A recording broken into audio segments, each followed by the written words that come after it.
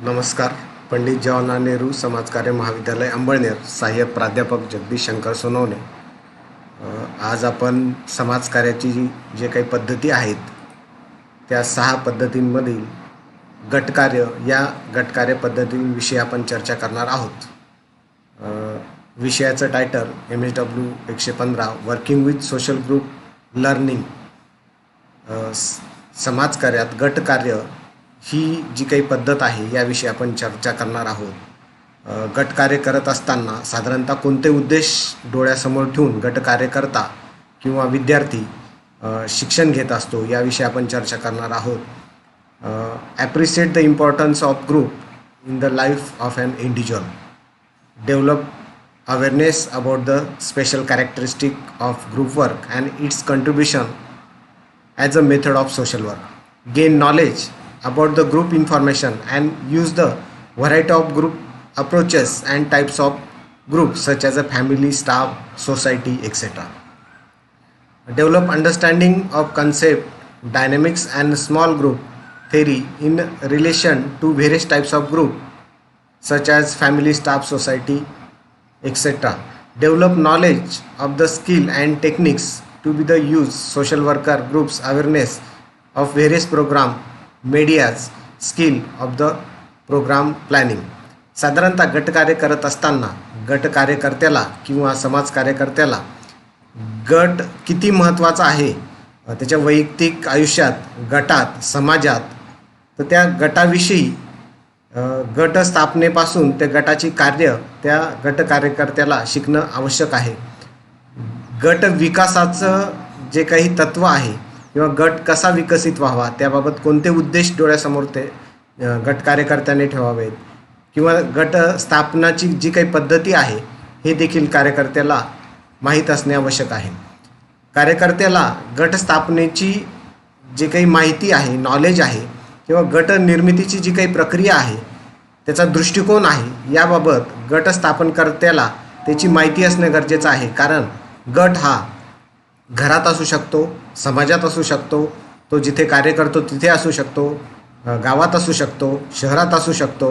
अशा विविध गटांमध्ये त्या गट कार्यकर्त्याला काम करावायचे असते. तो गट कशासाठी याचे उद्देश त्याच्या डोळ्यासमोर असणं गरजेचं आहे. गटाची जी काही संकल्पना आहे किंवा गटात जी काही गतिशीलता आहे, लहान गट असो किंवा मोठे गट असो, विविध प्रकारचे जे काही गट आहे त्यांच्या गटात आंतरक्रिया, आपापसातील सहसंबंध याबाबत त्या कार्यकर्त्याला माहिती असणं आवश्यक आहे.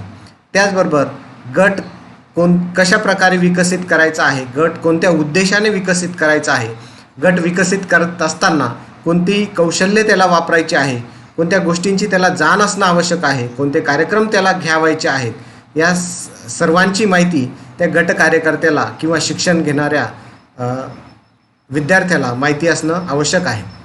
सुरुवातीला गटकार्य म्हणजे काय याबाबत आपण जाणून घेऊया. Definition, meaning, concept, scope and objective of history of social work as well as types of group, principle and values of group work. साधारणतः गटकार्य म्हणजे काय किंवा गटकार्य कशा पद्धतीने केलं जातं, त्याचा अर्थ काय, संकल्पना काय, त्याची व्याप्ती काय, त्याचे उद्देश काय याबाबत आपण जाणून घेणार आहोतच. त्याचबरोबर गटकार्याचा इतिहास केव्हा सुरू झाला, गट कशा प्रकारे स्थापन केले पाहिजे किंवा त्या गटाचे प्रकार काय असतात, गटकार्य करत असताना कोणती तत्त्व, कोणते मूल्य अवलंब केला पाहिजे जेणेकरून त्या गटाचा विकास होईल याबाबत आपण सविस्तर जाणून घेणार आहोतच.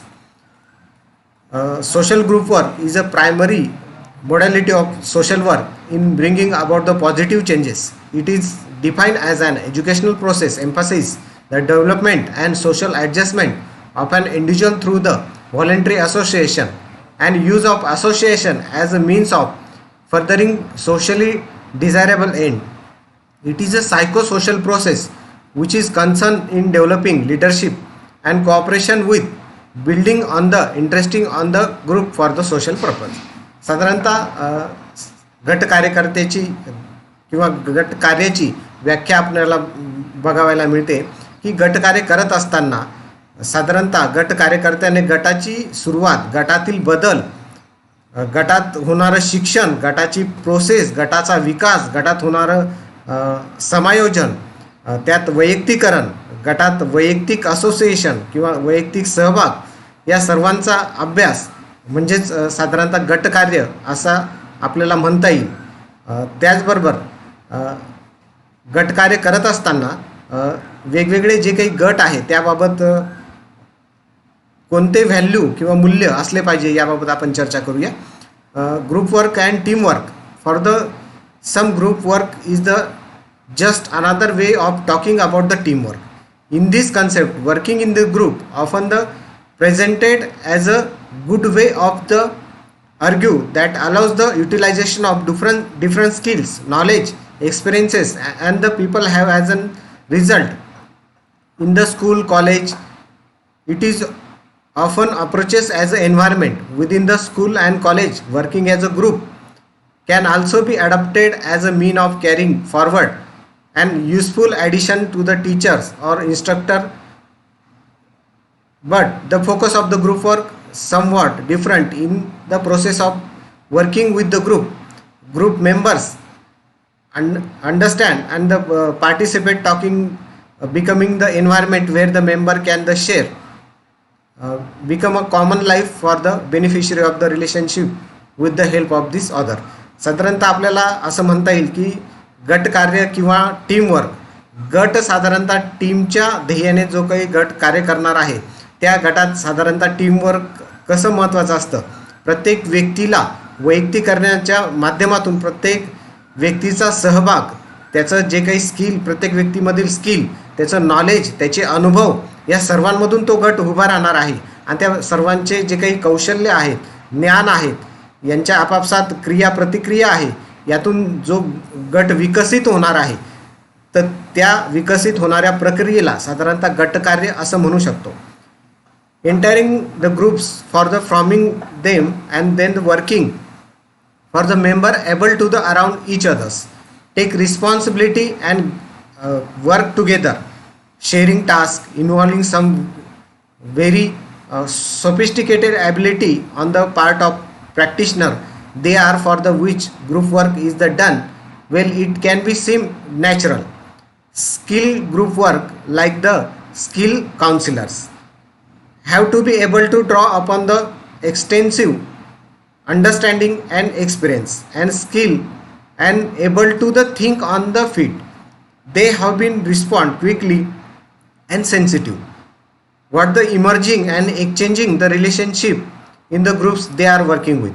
साधारणतः गटकार्य करत असताना गटात जे काही सदस्य असतील त्या गट सदस्यांनी गट तयार केल्यानंतर त्या प्रत्येक गटातील सदस्य सहभाग घेऊन ते प्रत्येक सदस्याने जबाबदारीपूर्वक जो काही गट विकासासाठी टास्क दिला असेल, काम दिलं असेल, त्याबाबत सहनशील राहणं गरजेचं आहे.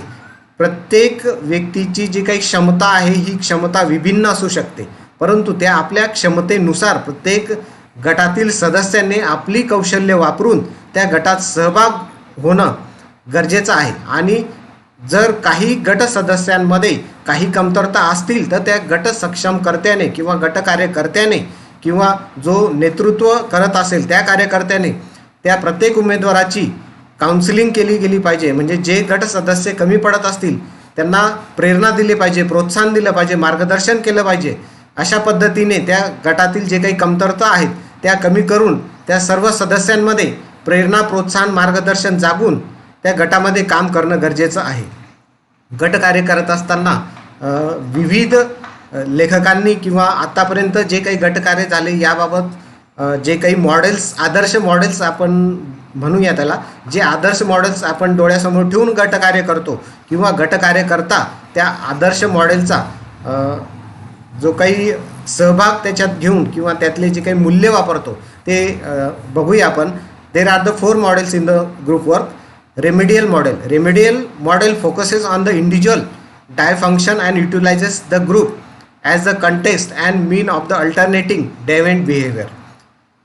जे काही गट विकासासाठी 4 मॉडेल आहेत त्या 4 मॉडेलपैकी एक रेमेडियल मॉडेल म्हणून जे काही आहे या मॉडेलमधून गट कार्यकर्ता, गट सदस्यांमधून प्रत्येक गट सदस्यांमधील जे कार्य करण्याची क्षमता आहे किंवा त्याचं वर्तन आहे, त्या सदस्याच्या वर्तनातून सुधार करून त्या गटात सुधारणा होईल, विकास होईल, या अनुषंगाने जे मॉडेल वापरलं जातात त्याला रेमेडियल मॉडेल असं म्हणतात. साधारणतः हे रेमेडियल मॉडेल 1967 साली वेंटर यांनी इंट्रोड्यूस केलेलं आहे. त्याचबरोबर reciprocal and meditation model based on open system theory, humanistic psychology and existential perspective relationship rooted in the reciprocal transaction and intensive commitment is the consider critically in this model.